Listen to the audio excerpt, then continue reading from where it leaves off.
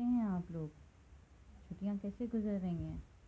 امید ہے اچھی گزر رہی ہوں گی اور آپ پڑھ بھی رہے ہوں گے، ہے نا؟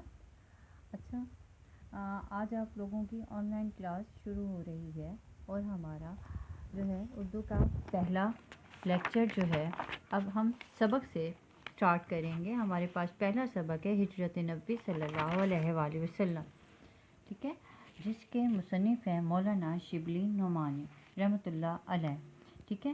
اب دیکھیں ان کی پیدائش جو کہ 1914 سے 1914 ہے اور ان کی وفات 1857 ہے۔ مولانا شبلی نعمانی جو تھے، انہوں نے قصبہ بندول ضلع اعظم گڑھ میں بھارت میں 1857 میں پیدا ہوئے۔ ان کے والد شیخ حبیب اللہ وکیل تھے۔ شبلی نے بھی کچھ دن وکالت کی، پھر علی گڑھ کالج میں فارسی کے استاد مقرر ہو گئے۔ وہاں انہیں سر سید حالی محسن الملک اور آرنلڈ کی صحبت سے مستفید ہونے کا موقع ملا۔ 1892 میں آرنلڈ کے ساتھ شبلی نے مصر، شام، قسطنطنیہ اور دوسرے اسلامی ممالک کا سفر کیا۔ سر سید کی وفات 1898 کے بعد علی گڑھ کالج سے استعفیٰ دے کر اعظم گڑھ چلے گئے، پھر حیدرآباد دکن کے دائرۃ المعارف کی نظامت کا عہدہ سنبھالا۔ اسی دوران میں ان کی کوشش سے لکھنؤ میں ندوۃ العلماء کا قیام عمل میں آیا۔ اخیر عمر میں اعظم گڑھ میں انہوں نے ایک عظیم ادارہ دارالمصنفین قائم کیا۔ کون سا ادارہ قائم کیا؟ دارالمصنفین، ٹھیک ہے، دارالمصنفین ادارہ قائم کیا جو آج بھی کام کر رہا ہے۔ شبلی شاعر بھی تھے، لیکن ان کی شہرت کا مدار زیادہ تر ان کی نثر پر تھا، مطلب وہ زیادہ تر جو ہے نثر لکھنے کو فوقیت دیتے تھے۔ ان کا شمار اردو کے بڑے نثر نگاروں میں ہوتا ہے، نثر لکھنے والے۔ شبلی نے اگرچہ متنوع موضوعات مثلاً تاریخ، تنقید، سوانح مطلب کسی کی بھی زندگی کے بارے میں بتانا سوانح کہلاتا ہے، سیرت، کسی کی عادات کے بارے میں بیان کرنا، تذکرہ، ادب، معاشرت، عقائد، تصوف اور سیاست پر قلم اٹھایا، مگر ان کے طرز اظہار میں ادبیت کی شان موجود ہے۔ جوش بیان، ایجاز و اختصار، روانی و برجستگی، محققانہ انداز، غنائیت اور شعریت ان کے اسلوب بیان کی نمایاں خصوصیات ہیں۔ شبلی کی تمام ادبی کاوشوں سے قطع نظر ان کا سب سے بڑا ادبی کارنامہ ان کا انداز بیان ہے۔ اب شبلی کے متعدد تصانیف ہیں۔ اہم تصانیف میں شعر العجم 5 جلدیں، الفاروق، المامون، سیرت النعمان، الغزالی، سوانح مولانا روم، سفر نامہ روم و مصر و شام اور سیرت النبی شامل ہیں۔ اور یہاں پہ اب جو ہمارے پاس مولانا شبلی نعمانی کا جو سبق ہجرت نبوی صلی اللہ علیہ وآلہ وسلم آیا ہے، وہ مولانا شبلی نعمانی کی تصنیف سیرت النبی سے اخذ کیا گیا ہے، ٹھیک ہے۔ تو ہم ساتھ ساتھ اس کو پڑھتے بھی رہیں گے اور آپ کو میں بتاتی بھی جاؤں گی کہ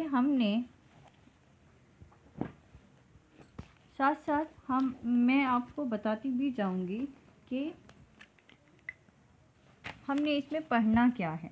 مولانا شبلی نعمانی نے جو کہ سیرت النبی میں ہجرت نبوی صلی اللہ علیہ وسلم کا واقعہ بیان کر رہے ہیں اور بتا رہے ہیں کہ کس طرح سے نبی پاک صلی اللہ علیہ وآلہ وسلم کو مکہ سے مدینہ کی طرف ہجرت کرنا پڑی۔ اب دیکھیں ہجرت نبوی، سبق کا نام ہمارے پاس آ رہا ہے، سبق کا نام ہے ہمارے پاس ہجرت نبوی صلی اللہ علیہ وآلہ وسلم، ہجرت نبوی صلی اللہ علیہ وآلہ وسلم، جس کا مطلب نبی پاک صلی اللہ علیہ وسلم کا ہجرت کرنا۔ اور نبی پاک صلی اللہ علیہ وسلم نے کہاں سے ہجرت کی تھی؟ مکہ سے مدینہ کی طرف ہجرت کی تھی، ٹھیک ہے بیٹا۔ اور ہم مصنف کا نام یہاں پہ لکھیں گے، مصنف ہیں ہمارے پاس اس سبق کے ہمارے پاس مولانا شبلی نعمانی، مولانا شبلی نعمانی۔ چونکہ آپ یہ سبق پہلے بھی پڑھ چکے ہیں، اس لیے دہرائی میں آپ کو مختصراً جو ہے میں آپ کو بیان کر رہی ہوں، وضاحت نہیں کر رہی، ٹھیک ہے بیٹا۔ آپ لوگ اس کے بارے میں تفصیلاً پڑھ چکے ہیں۔ جی بیٹا، اب دیکھیے گا آپ نے پڑھا نبی پاک صلی اللہ علیہ وآلہ وسلم کا مکہ سے مدینہ کی طرف ہجرت کرنا۔ ہمارے پاس اس سبق کے کچھ مشکل الفاظ آئیں گے، ہم سبق بھی ساتھ ساتھ پڑھتے جائیں گے اور اس کے مشکل الفاظ کو بھی ہم یہاں پہ لکھتے جائیں گے۔ سبق میں نبی پاک صلی اللہ علیہ وآلہ وسلم کا تبلیغ اسلام میں مشکلات کا جو سامنا کرنا تھا، کس طرح کتنی استقامت اور بہادری سے کیا، وہ تمام مسلمانوں کے لیے، تمام انسانیت کے لیے مشعل راہ ہے۔ اب دیکھیے ہمارے پاس اس وقت جب کہ دعوت حق کے جواب میں ہمارے پاس مشکل الفاظ آ رہے ہیں، میں آپ کو یہاں پہ بتاتی جاؤں گی کہ ہمارے پاس مشکل الفاظ کیا ہیں۔ دعوت حق، ہمارے پاس پہلا لفظ آیا دعوت حق، جس کا معنی ہے سچائی کا راستہ۔ جس کا معنی کیا ہے؟ سچائی کا راستہ، ٹھیک ہے۔ دعوت حق کے جواب میں ہر طرف سے تلوار کی جھنکاریں سنائی دے رہی تھیں۔ اب تلوار کی جھنکاریں سنانے کا مطلب یہ ہے کہ جب نبی پاک صلی اللہ علیہ وسلم نے اسلام کی تبلیغ دینا شروع کی تھی تو مکہ کے لوگ آپ صلی اللہ علیہ وآلہ وسلم کے خلاف ہو گئے تھے۔ تلوار کی جھنکاریں کا مطلب یہ ہوگا تلواروں کے چلنے کی آواز، تلواروں کے چلنے کی آواز، ٹھیک ہے بیٹا، سمجھ آ رہی ہے نا؟ آپ اسے پہلے بھی پڑھ چکے ہیں۔ تلوار کی جھنکاریں سنائی دے رہی تھی۔ حافظ عالم نے، اب حافظ عالم ہمارے پاس لفظ آیا، حافظ عالم لفظ آیا ہمارے پاس، کیا آیا؟ حافظ عالم، جس کا معنی ہے دنیا کی حفاظت کرنے والا۔ مراد اللہ تعالیٰ، دنیا کی حفاظت کرنے والا،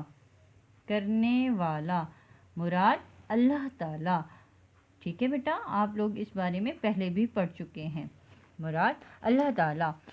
حافظ عالم نے مسلمانوں کو دارالامان، اب دارالامان کا یہاں پہ ہمارے پاس جو معنی ہے، دارالامان کہتے ہیں امن کی جگہ کو، اور امن کی جگہ، دارالامان مطلب امن کی جگہ، مراد امن کی جگہ کون سی تھی؟ مدینہ کی طرف رخ کرنے کا حکم دیا، رخ کرنے کا حکم دیا مطلب جانے کا حکم دیا۔ لیکن خود وجود اقدس صلی اللہ علیہ وآلہ وسلم، یہاں پہ ہمارے پاس لفظ استعمال ہوا وجود اقدس، لفظ ہمارے پاس استعمال ہوا ہے وجود اقدس، یہاں پہ دو لفظوں سے مل کر وجود ایک لفظ ہے، اقدس الگ لفظ ہے۔ اب یہاں پہ جب دو لفظوں کو اکٹھا جوڑ دیا جاتا ہے اور ایک معنی ہوتا ہے تو اس کو ترکیب کا نام دیا جاتا ہے۔ جس طرح الفاظ ہوتے ہیں، ہر لفظ اپنا اپنا معنی رکھتا ہے، یہ میں آپ کو پہلے بھی بتا چکی ہوں، ٹھیک ہے بیٹا؟ تو دو الفاظ کے آپس میں ملنے کو اور ایک معنی دینے کو ہم ترکیب کا نام دیتے ہیں۔ وجود اقدس کا معنی ہوگا مقدس وجود، مقدس وجود یا ہستی۔ مراد کیا ہے؟ کس بارے میں، کس ہستی کے بارے میں یہ بات ہوئی؟ وجود اقدس کس کو کہا گیا؟ نبی پاک صلی اللہ علیہ وآلہ وسلم کو، ٹھیک ہے بیٹا، سمجھ آ گئی؟ جو ان ستمگاروں کا حقیقی ہدف تھا، ستمگار ظلم کرنے والے، ستمگار کا معنی آپ کے پاس ہوگا ستمگار ظلم کرنے والے، ٹھیک ہے بیٹا، ستمگار ظلم کرنے والے، حقیقی ہدف تھا، حقیقی ہدف آپ کے پاس ہوگا، حقیقی ہدف کہتے ہیں اصل نشانہ، اصلی نشانہ، اصلی نشانہ، حقیقی ہدف کا معنی ہے آپ کے پاس اصلی نشانہ تھے، اس لیے حکم خدا کا منتظر تھا، یعنی نبی پاک صلی اللہ علیہ وآلہ وسلم اللہ تعالیٰ کے حکم کے منتظر تھے کہ اللہ تعالیٰ کب آپ صلی اللہ علیہ وسلم کو ہجرت کرنے کا حکم دیتے ہیں۔ اب دیکھیں نبوت کا جو ہجرت نبوی کا جو سن تھا وہ آپ کے پاس 13واں سال تھا، نبوت کا 13واں سال شروع ہوا اور اکثر صحابہ مدینے پہنچ چکے، تو وحی الہی کے مطابق حضرت صلی اللہ علیہ وسلم نے بھی مدینے کا عزم فرمایا۔ یہاں پہ لفظ عزم استعمال ہوا ہے، عزم کا معنی ہے ارادہ، عزم کا معنی ہے ارادہ۔ قریش نے دیکھا کہ اب مسلمان مدینے میں جا کر طاقت پکڑے جاتے ہیں اور وہاں اسلام پھیلتا جاتا ہے، چنانچہ لوگوں نے مختلف رائیں پیش کی، یہاں پہ رائے کی جمع استعمال کیا گیا ہے، رائیں، یہاں پہ لفظ استعمال ہوا ہے رائیں، یہ رائے کی جمع ہے, رائے مطلب مشورہ, ٹھیک ہے, رائے, رائے کی یہاں جمع استعمال ہوا ہے جس کا معنی ہے مشورہ, ٹھیک ہے. رائیں پیش کی. ایک نے کہا محمد صلی اللہ علیہ وسلم کے ہاتھ پاؤں میں زنجیریں ڈال کر مکان میں بند کر دیا جائے. دوسرے نے کہا جلا وطن کر دینا کافی ہے. جلا وطن کر دینا, یہاں لفظ استعمال ہوا ہے جلا وطن کرنا. جلا وطن کا معنی ہوتا ہے وطن سے نکال دینا, وطن سے نکال دینا. جی بیٹا, جلا وطن کا معنی ہے یہاں پہ وطن سے نکال دینا. ابو جہل نے کہا ہر قبیلے سے ایک شخص انتخاب ہو اور پورا مجمع ایک ساتھ مل کر, مجمع گروہ, گروپ کو کہا جاتا ہے. مجمع, مجمع, مجمع کا معنی ہوگا گروہ, لشکر, گروہ کہا جائے گا. پورا مجمع ایک ساتھ مل کر تلواروں سے ان کا خاتمہ کر دے. اس صورت میں ان کا خون تمام قبائل میں بٹ جائے گا. قبائل قبیلے کی یہاں پہ جمع ہے اور بٹ جائے گا, تقسیم ہو جائے گا, ٹھیک ہے بیٹا. اور آل ہاشم اکیلے تمام قبائل کا مقابلہ نہ کر سکیں گے, آل ہاشم, ٹھیک ہے. اس اخیر رائے پر اتفاق ہو گیا, مطلب ابو جہل نے جو یہاں پہ رائے پیش کی تھی اس رائے پر سب نے اتفاق کر لیا اور جھٹ پٹی سے آ کر رسول اکرم صلی اللہ علیہ وسلم کے آستانہ مبارک کا محاصرہ کر لیا. آستانہ مبارک یہاں پہ لفظ استعمال ہوا ہے آستانہ مبارک, آستانہ مبارک, مبارک گھر. اب مبارک یہاں پہ جو گھر ہے وہ نبی پاک صلی اللہ علیہ وسلم کا گھر ہے, ٹھیک ہے. مبارک گھر مطلب نبی پاک صلی اللہ علیہ وآلہ وسلم کا گھر, ٹھیک ہے بیٹا. اب دیکھیں یہاں پہ آستانہ مبارک کا محاصرہ کر لیا. محاصرہ کرنا گھیر لینا, محاصرہ کرنا گھیر لینا, اس کا معنی ہوا گھیر لینا. محاصرہ کر لیا. اہل عرب زنانہ مکان کے اندر گھسنا معیوب سمجھتے تھے. زنانہ مکان, عورتوں کا مکان, گھسنا داخل ہونا, زبردستی داخل ہونا, معیوب سمجھنا, معیوب سمجھتے تھے, برا سمجھتے تھے. لفظ آیا معیوب, معیوب برا, ٹھیک ہے بیٹا. برا سمجھتے تھے اس لیے باہر ٹھہرے رہے کہ حضرت صلی اللہ علیہ وسلم نکلیں تو یہ فرض ادا کیا جائے, مطلب نبی پاک صلی اللہ علیہ وسلم کو نعوذ باللہ ختم کر دیا جائے. اب دیکھیں اگلا جو ہمارے پاس پیراگراف آیا اس میں کیا کہا جا رہا ہے. رسول اکرم صلی اللہ علیہ وسلم سے قریش کو اس درجہ عداوت تھی, اس درجہ, اس قدر عداوت, دشمنی, عداوت دشمنی تھی, دشمنی تھی. تاہم آپ کی دیانت پر یہ اعتماد بھی تھا. اعتماد تھا مطلب بھروسہ تھا. جس شخص کو کچھ مال یا اسباب امانت رکھنا ہوتا تھا آپ ہی کے پاس لا کر رکھتا تھا. اس وقت بھی آپ کے پاس بہت سی امانتیں جمع تھیں. آپ صلی اللہ علیہ وسلم کو قریش کے ارادے کی پہلے سے خبر ہو چکی تھی. اس بنا پر جناب امیر حضرت علی رضی اللہ تعالیٰ عنہ کو بلا کر فرمایا, جناب امیر جو ہے نبی حضرت علی کو فرمایا گیا, ٹھیک ہے. مجھ کو ہجرت کا حکم ہو چکا ہے, میں آج مدینے روانہ ہو جاؤں گا. تم میرے پلنگ پر میری چادر اوڑھ کر سو رہو, صبح کو سب کی امانتیں واپس دے آنا. یہ سخت خطرے کا موقع تھا. جناب امیر مراد حضرت علی, جناب امیر مراد حضرت علی, حضرت علی رضی اللہ تعالی عنہ کو معلوم ہو چکا تھا کہ قریش آپ کے قتل کا ارادہ کر چکے ہیں اور آج رسول صلی اللہ علیہ وسلم کا بستر خواب سونے کا بستر, مطلب جس بستر پہ سوتے ہیں, بستر خواب سونے کا بستر, سونے کا بستر. قتل گاہ کی زمین ہے. قتل گاہ کی زمین مطلب قتل کرنے کی جگہ, قتل گاہ, قتل کرنے کی جگہ, قتل کرنے کی جگہ.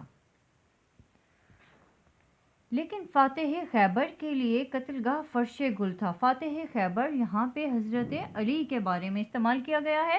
قتل گاہ مطلب قتل کرنے کی جگہ فرش گل تھا, پھولوں کا بستر تھا. فرش گل ہم کہیں گے پھولوں کا بستر, فرش گل ہم کہیں گے پھولوں کا بستر. اب دیکھیں اس جو ہے लाइन में हज़रत अली फूलों का बिस्तर, हज़रत अली की मोहब्बत को नबी पाक सल्लल्लाहु अलैहि वसल्लम से बयान किया गया है।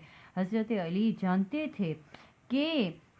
जानते थे कि उस वक्त तमाम कुफ़ार जो हैं आप सल्लल्लाहु अलैहि वसल्लम को कत्ल करना चाहते हैं, लेकिन फिर भी बग़ैर किसी डर और ख़ौफ के हज़रत अली आप सल्लल्लाहु अलैहि वसल्लम के बिस्तर पर सो गए। किस लिए? कि वह आप सल्लल्लाहु अलैहि वसल्लम से बहुत ज़्यादा मोहब्बत करते थे। बेटा आपने यहाँ तक आज सबक पढ़ा, हम बकिया सबक जो है इंशाअल्लाह अगले लेक्चर में पढ़ेंगे। यह आपके पास सबक है, आपको इसी ही सबक में से जो मुश्किल अल्फाज थे ये सारे जो मैंने आपको मायने करवाए हैं, आप इनको लिखेंगे भी, आप इनको याद भी करेंगे। और इसके साथ जो है आपको मैं मज़ीद एक और काम दे रही हूँ जो कि उर्दू ग्रामर में से काम है, और वो उर्दू ग्रामर के काम में से भी थोड़ा सा एक और काम आपको दे दूँ कि आपने इस पैराग्राफ की तशरीह पहले भी की हुई थी। इसका थर्ड पैराग्राफ जो है, रसूल सल्लल्लाहु अलैहि वसल्लम से कुरैश को इस दर्जा अदावत थी। इस पैराग्राफ को आपने जो है तशरीह करके आनी है। जिस तरह आप एक पैराग्राफ की तशरीह करते हैं, आपकी मश्क में आपको दिया गया है वो अलग पैराग्राफ है। इस बना पर जनाब अमीर हज़रत अली रज़ी अल्लाह तआला अन्हु कत्लगाह फर्श गुल था, ये आपको मैंने समझा दिया था। आप इस पूरे पैराग्राफ की तशरीह होमवर्क पर लिख कर आएंगे, ठीक है बेटा।